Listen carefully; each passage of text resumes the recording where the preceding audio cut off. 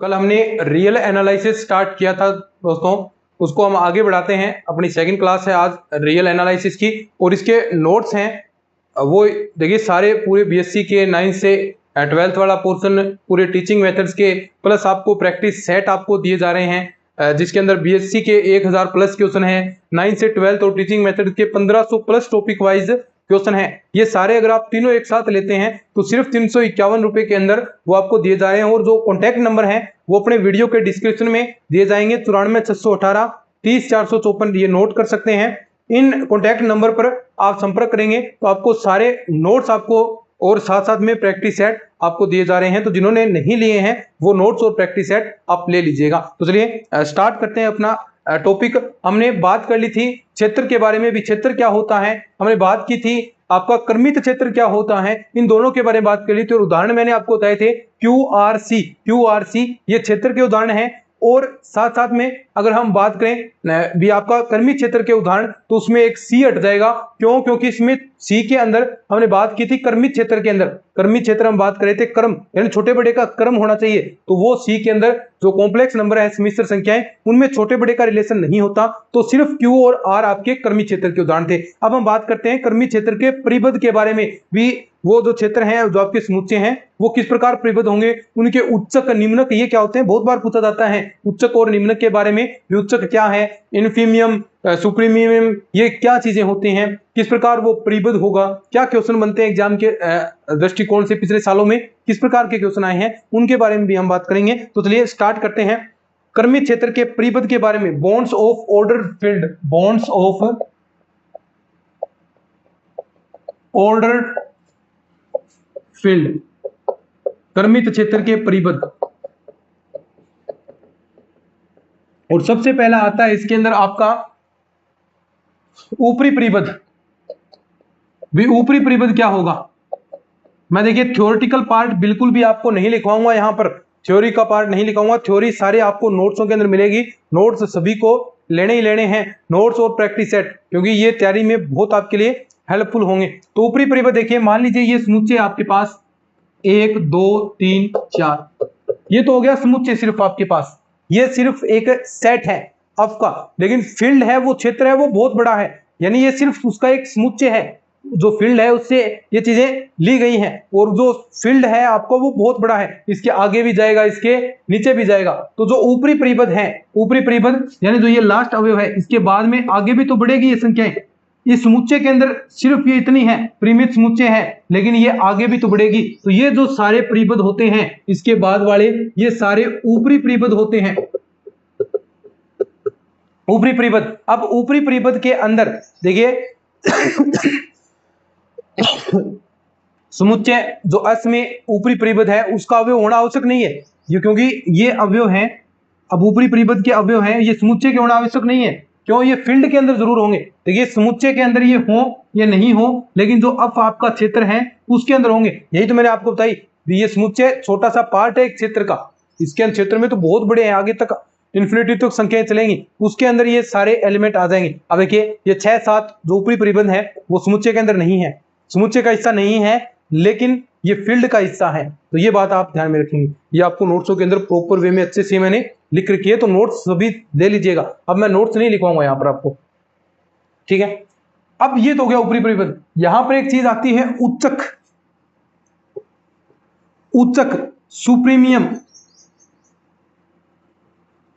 सुप्रीमियम क्या होता है कि जो ऊपरी परिबद्ध है, जो आपकी ऊपरी परिबद्ध आपको समझ में आ गया कौन सा, कि जो समुच्चय के जो मैक्सिमम अवयव आपका आ रही है। अब देखो ये इस प्रकार आपका बढ़ रहा है, ये उच्चक कौन सा है, यानी सबसे बड़ी वैल्यू इसके अंदर कौन सी है, 5, और इसके बाद जो संख्याएं आएंगी वो क्या हो गए, ऊपरी परिबद्ध हो गए, ठीक है। अब ऊपरी परिबद्धों में समुच्चय का उच्चक हम पढ़ रहे हैं, भी एस का उच्चक क्या होगा, तो ऊपरी परिबद्धों में, ऊपरी जो परिबद्ध है उसमें सबसे न्यूनतम मान, अब ऊपरी परिबद्धों में सबसे न्यूनतम मान कौन सा है, 5, ये क्या कहलाता है, समुच्चय एस का उच्चक कहलाता है, समुच्चय एस का उच्चक। ये लाइन आप लिखेंगे भी ऊपरी परिबद्धों में, ऊपरी परिबद्धों में परिबद्धों का सबसे न्यूनतम मान। कई बार स्टूडेंट इसके अंदर कंफ्यूजन हो जाते हैं, भी ऊपरी परिबद्धों में सबसे न्यूनतम मान उच्चक कैसे हो गया, तो न्यूनतम मान ऐसे समझो, पहले ऊपरी परिपद होते क्या है, ऊपरी परिपद, किसी समुच्चय के ऊपरी परिपद क्या होंगे, देखो जो मैक्सिमम वैल्यू है उसके बाद भी ये आगे बढ़ता जाएगा। हालांकि समुच्चय के अंदर इतने अवयव हैं, लेकिन जो इसका क्षेत्र है उसके अंदर तो बहुत सारे हैं, तो ये सारे क्या हो जाएंगे, ऊपरी परिपद हो जाएंगे। अब ऊपरी परिपदों का जो न्यूनतम मान है 5, वो क्या कहलाता है, उच्चक। उसके बाद हम, ये तो हो गए ऊपरी परिपद, हम बात करें जो निम्न परिपद है, निम्न परिपद। अब निम्न परिपद वही बात कौन सी, यही आपके पास था 1 2 3 4 5। अब इसके अंदर निम्न परिपद यानी निम्न वैल्यू ये है, अब इससे छोटी वैल्यूज भी तो होंगी क्षेत्र के अंदर, ये तो समुच्चय है उसका एक छोटा सा हिस्सा है, इसके अंदर और छोटी वैल्यूज भी तो होंगी, इसके अंदर आपका 1 है, 0 है, -1 है, इस प्रकार वैल्यूज तो होंगी। तो ये क्या हो गया, निम्न परिपद, ये क्या हो गया आपका ऊपरी परिपद। अब निम्न परिपदों में सबसे बड़ा मान, निम्न परिपदों में सबसे बड़ा मान ये क्या कहलाता है, आपका निम्नक। और निम्न परिपदों में सबसे बड़ा मान क्या है, 1, तो ये इसका निम्नक हो गया, इनफीमियम। ये दोनों चीजें पूछी जाती हैं भी, ऊपरी परिपदों में सबसे न्यूनतम मान उच्चक होगा, निम्न परिपदों में सबसे बड़ा मान वो निम्नक होगा। अब कई बार कंफ्यूज हो जाते हैं, निम्न परिपदों में सबसे बड़ा मान ये तो उच्चक होना चाहिए, लेकिन निम्न परिपद समझो पहले है क्या भी, इससे छोटे वैल्यूज ये निम्न परिपद हो गया, इसको शामिल करते हुए। तो इस समुच्चय के अंदर सबसे छोटी वैल्यू कौन सी है, 1 हो सकता है भी। उच्चक और निम्नक हमेशा अद्वितीय होंगे भी, कोई भी आपके पास समुच्चय उसके उच्चक और निम्नक सिर्फ यानी अद्वितीय है, उसके अलावा 2 3 नहीं होते भी, कोई समुच्चय उसके 2 3 निम्नक हो गए, ऐसा नहीं है, उसके अद्वितीय होंगे यानी यूनिक मान होंगे। अब इसका निम्नक 1 है, इसका उच्चक 5 है, तो ये यूनिक है, लेकिन वो उस समुच्चय का हिस्सा हो। अब इस समुच्चय में होना ये जरूरी नहीं है, अब 1 और 5 होना जरूरी नहीं है, इसके अंदर है, लेकिन ऐसे उदाहरण मैं आपको बताऊंगा उसके अंदर इसके निम्नक और उच्चक होंगे नहीं, लेकिन वो उसके निम्नक और उच्चक होंगे, उस समुच्चय के अंदर नहीं है, लेकिन उसके निम्नक और उच्चक वो संख्याएं होंगी और वो उस समुच्चय के अंदर होंगी नहीं। तो निम्नक और उच्चक यूनिक होते हैं, अद्वितीय होते हैं, लेकिन उस समुच्चय के अंदर विद्यमान हो ये आवश्यक नहीं है भाई, ठीक है। ये लाइन आप इंपॉर्टेंट है, लिख लीजिएगा, नोट्स के अंदर अच्छे से मैंने लिखवा रखी है, यहां सिर्फ हम समझाते हैं आपको, यहां सिर्फ मैं समझा रहा हूं, नोट्सों के अंदर प्रॉपर वे में मैंने लिख रखी है, तो नोट्स आप जरूर ओपन किया करें, ठीक है। ये तो हो गया, हमने बात कर ली ऊपरी परिपद निम्न परिपद दोनों की बात कर ली। अब किसी समुच्चय के अंदर दोनों लागू है, ऊपरी परिपद भी है, निम्न परिपद भी है, यानी इसे आप कैपिटल के से व्यक्त करें, इसे आप स्मॉल के से व्यक्त करते हैं, ठीक है। अगर कोई समुच्चय x उसके अंदर दोनों वैल्यू स्मॉल के और कैपिटल के दोनों विद्यमान हैं, तो वो क्या हो जाएगा, आपका परिबद्ध समुच्चय हो जाएगा, बाउंडेड सेट, परिबद्ध, ये चीजें। तो ये सारी चीजें मैंने बात कर दी। अब इसके एग्जाम्पल करेंगे बहुत सारे, इसके कुछ गुणधर्म भी हम बात करेंगे। चलिए आगे हम बात करते हैं। और x कहां से बिलोंग कर रहा है, जो s है आपका सेट है उससे, ठीक है। ये चीजें समझ में आ गई ना। निम्न क्या होता है, जो निम्न परिबंधों में सबसे बड़ी वैल्यू है। अब सारे कब समझ में आएंगे, एक बार समझ में नहीं आ रहा तो कोई बात नहीं, सिर्फ सुनते रहें, एक बार नहीं आ रहा तो सारी चीजें समझ में आ जाएंगी। उच्चक क्या होता है, ऊपरी परिबंधों में सबसे बड़ी मान, ठीक है। अब देखिए, अब समझ में आएगी सारी चीजें आपको। अब जो परिबद्ध आपका है, परिबद्ध के गुणधर्म देखते हैं अपन।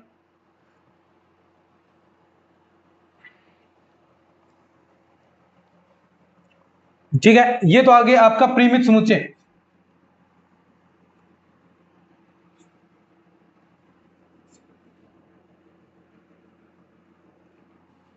परिबद्ध समुच्चयों के गुणधर्म।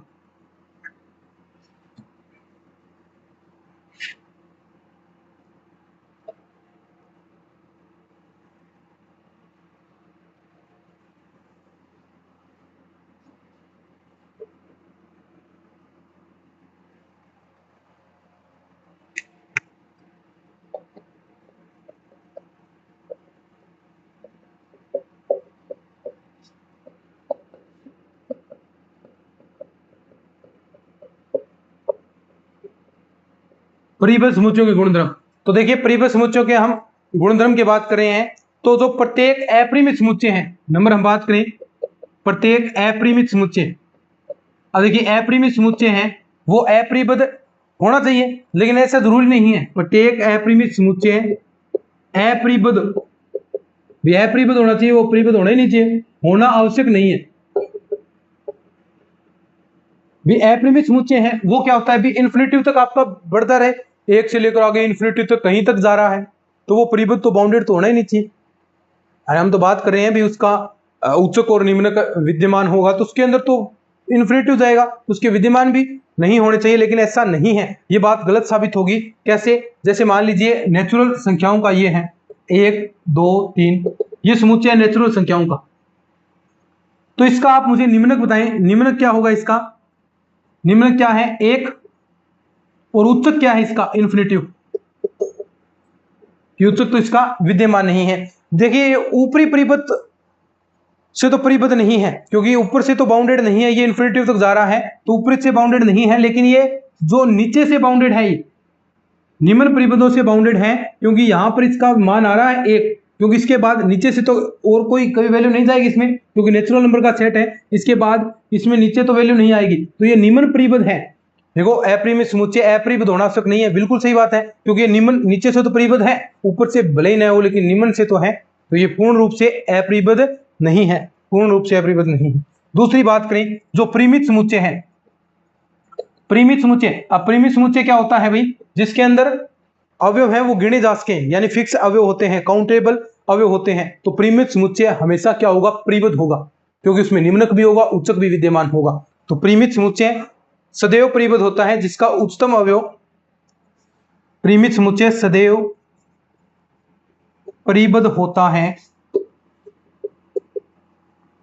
क्योंकि उसका उच्चतम अवयव सदैव उच्चक तथा निम्न अवयव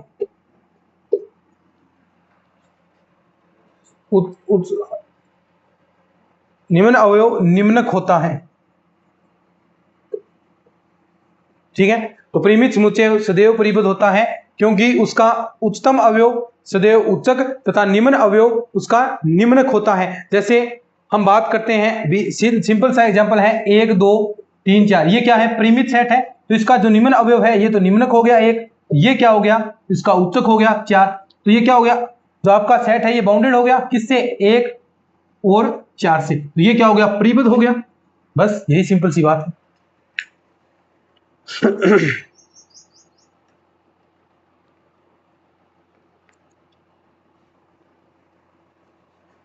अब देखिए एक बात कि कोई भी समुच्चय है उसके जो निम्नक और उच्चक है उस समुच्चय के अवयव हो यह आवश्यक नहीं है। अभी मैं बात कर रहा था, बार बार मैं बता रहा था आपको, अभी ये स्पष्ट हो जाएगा भी क्यों आवश्यक नहीं है। भी कोई भी आपके पास निम्नक और उच्चक है, किसी समुच्चय के निम्नक और उच्चक उस समुच्चय के अवयव होना आवश्यक नहीं है। किसी समुच्चय के जो अवयव हैं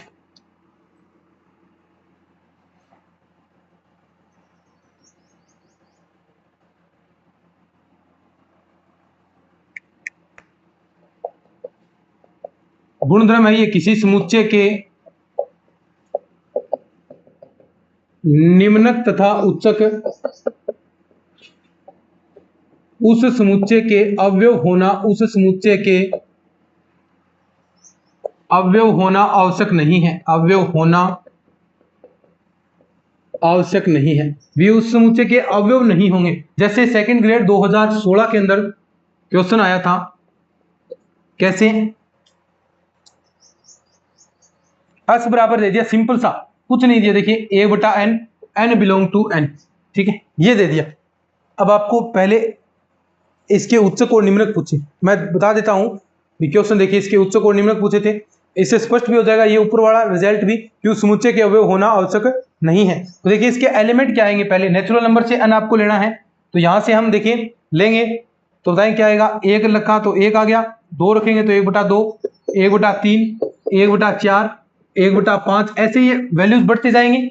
अब देखिए ये लास्ट में कहां तक जाएगा, अब देखो यहां पर ये छोटा होता जाएगा, देखिए इसमें 10 देंगे तो 0.20 आ गया, फिर उसके 1/6 देंगे तो 0.00, इस प्रकार वैल्यूज आती जाएगी। ये किसकी ओर अग्रसर हो रहा है? ये 0 की ओर अग्रसर हो रहा है। क्या कभी भी 0 होगा? क्या कभी भी 0 होगा? जहां लिमिट लगती है वो वैल्यू कभी भी नहीं आती, वो मान कभी नहीं आता है, लेकिन वो उसकी ओर अग्रसर है। भाई ये हो सकता है भी उसकी ओर बढ़ रहा है वो, लेकिन वो मान कभी भी वास्तव में नहीं आएगा, कभी भी नहीं आएगा। अब देखो इसके अंदर लिमिट हम लगाते हैं a/n, limit n tends to infinity की ओर लगाएंगे तो यहाँ ये वैल्यू 0 आएगी, और ये लिमिट लगाने के बाद जो रिजल्ट आता है वो कभी भी नहीं आता, उसकी ओर अग्रसर होता है। ये आपका जो समुच्चय ये उसकी ओर अग्रसर है, लेकिन ये मान कभी भी प्राप्त आपको नहीं होगा। तो ये मान कभी भी प्राप्त नहीं होगा, तो ये 0 क्या कभी भी समुच्चय के अंदर होगा? नहीं होगा। तो इसके उच्चक देखिए, उच्चक क्या हो, पहले बात करूं निम्नक की, तो निम्नक हो गया इसका 1। उच्चक हम बात करें, उच्चक होगा इसका 0। क्या उच्चक इस समुच्चय के अंदर विद्यमान है? नहीं है, क्योंकि अभी मैंने इस पर यह बताया है भी लिमिट लगाएंगे तो जो वैल्यू आएगी वो कभी भी विद्यमान नहीं होती उस समुच्चय के अंदर, सिर्फ उसकी ओर अग्रसर होता है। तो ये इसके अंदर विद्यमान ही नहीं है 0, और ये उच्चक आप देख सकते हैं भी इसका समुच्चय का हिस्सा नहीं है, लेकिन फिर भी इस सेट का, इस समुच्चय का उच्चक है वो 0 होगा। सॉरी, तो निम्नक, माफ कीजिए, निम्नक, ये निम्नक है। उच्चक इसका 1 है, क्योंकि जो उच्चक होता है मैक्सिमम वैल्यू, तो मैक्सिमम वैल्यू 1 है इसके अंदर, और निम्नक 0, तो इसका निम्नक कभी भी विद्यमान नहीं होगा। तो थोड़ा ये भी ध्यान रखना, हमसे गलती हुई है ना। देखो हमने इस ओर बढ़ने वाले सारे अवयव हम मान रहे हैं भी आगे वाले उच्चक होंगे, लेकिन ध्यान रखें वो सीरीज किस रूप में चल रही है, ये घटती हुई सीरीज आ रही है तो इधर निम्नक हो गया, अगर ये बढ़ती हुई सीरीज आती तो इधर उच्चक होता। तो थोड़ा ये भी ध्यान रखना है, ऐसी गलती नहीं करनी, ठीक है।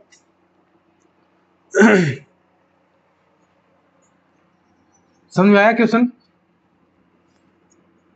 सिंपल है क्वेश्चन, तो समझ में आना ही है।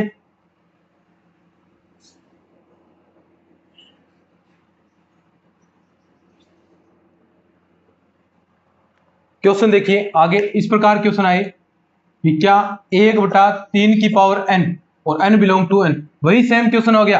क्या देखिए जो सेट करेंगे तो क्या आएगा, यहाँ पर 1/3 आ गया, फिर 1/3 की स्क्वायर यानी 1/9 आ गया। इस प्रकार 1/3 की पावर 3 यानी 27 आ गया। तो इस प्रकार ये वैल्यू बढ़ती जा रही है। तो इसका उच्चक तो ये हो गया 1/3। निम्नक वही बात, कहां अग्रसर हो रहा है? 0 की ओर, तो वही 0 की ओर यह अग्रसर हो रहा है। लेकिन 0 क्या इसके अंदर, सेट के अंदर है?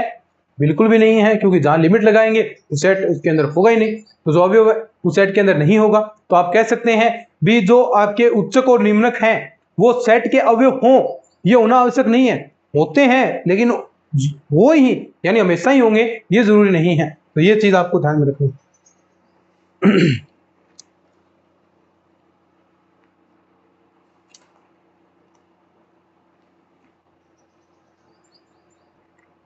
इसके आगे नंबर 4 प्रॉपर्टी हम करते हैं।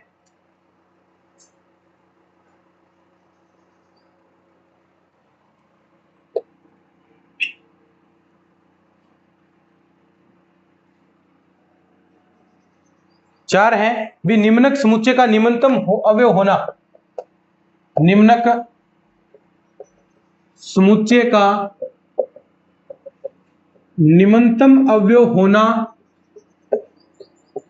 होना आवश्यक नहीं है। भी जो आवश्यक नहीं है, जो निम्नक है वो समुच्चय का निम्नतम अवयव ही हो वो जरूरी नहीं है, लेकिन समुच्चय का निम्नतम अवयव ये निम्नक हो सकता है, लेकिन समुच्चय का निम्नतम अवयव निम्नक हो सकता है, निम्नक हो सकता है। यही बात उच्चक के लिए बात करें तो उच्चक है समुच्चय का उच्चतम अवयव होना आवश्यक नहीं है, ये जरूरी नहीं है, लेकिन समुच्चय का उच्चतम अवयव, लेकिन समुच्चय का उच्चतम अवयव उच्चक हो सकता है। ठीक है, ये दोनों बातें याद रखनी है।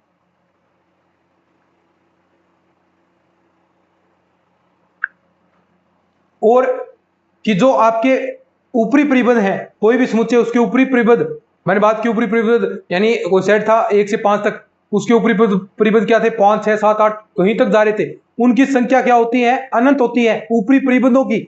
लेकिन उच्चक का मान यूनिक होता है, ये बात कर ली। उच्चक और निम्नक अद्वितीय होते हैं, लेकिन जो ऊपरी परिपद है, ऊपरी परिपद 5 6 7 8 ये सारे ऊपरी परिपद हो गए, लेकिन उसमें उच्चक की वैल्यू क्या थी 5, ये क्या है यूनिक होती है। निम्नक, निम्न परिपद बहुत सारे थे, 1 से नीचे 1 0 -1 निम्न परिपद बहुत सारे थे, लेकिन उसमें निम्नक की वैल्यू सिर्फ जो 1 था निम्नक वैल्यू, यानी उसकी वैल्यू यूनिक थी। तो यानी किसी समुच्चय के अंदर ऊपरी परिपदों की वैल्यू बहुत सारी हो सकती है, अनंत हो सकती है, निम्न परिपदों की वैल्यू भी अनंत हो सकती है, लेकिन जो इसके उच्चक और निम्नक हैं वो अद्वितीय होंगे। तो ये बात भी आप याद रखेंगे। नंबर 6 में भी किसी समुच्चय के ऊपरी परिपदों तथा निम्न परिपदों की संख्या अनंत हो सकती है, की संख्या अनंत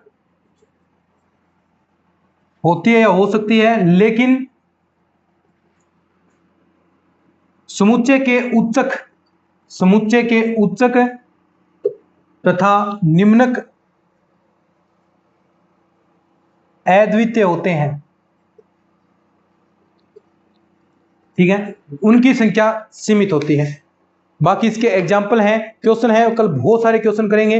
पूर्ण अभिग्रही क्षेत्र, पूर्ण कर्मित क्षेत्र के बारे में हम कल बात करेंगे, और कल ही ये अपना जो क्षेत्र, आपका क्षेत्र टॉपिक हो गया, अभिग्रहित कर्म अभिग्रहित हो गया, कर्मित क्षेत्र हो गया, पूर्ण कर्मित क्षेत्र है, वो कल कंप्लीट हो जाएगा। सिर्फ एक क्वेश्चन बार बार आता है, वही आपको याद रखना है। इसके नोट्स सारी चीजें आपको व्हाट्सएप पर प्रोवाइड की जा रही हैं, सिर्फ इसकी थोड़ी बहुत प्राइस रखी गई है। तो जिन्होंने नोट्स वगैरह नहीं लिए हैं तो नोट्स जरूर ले लीजिएगा। तो चलिए आज के इस वीडियो में इतना ही, धन्यवाद।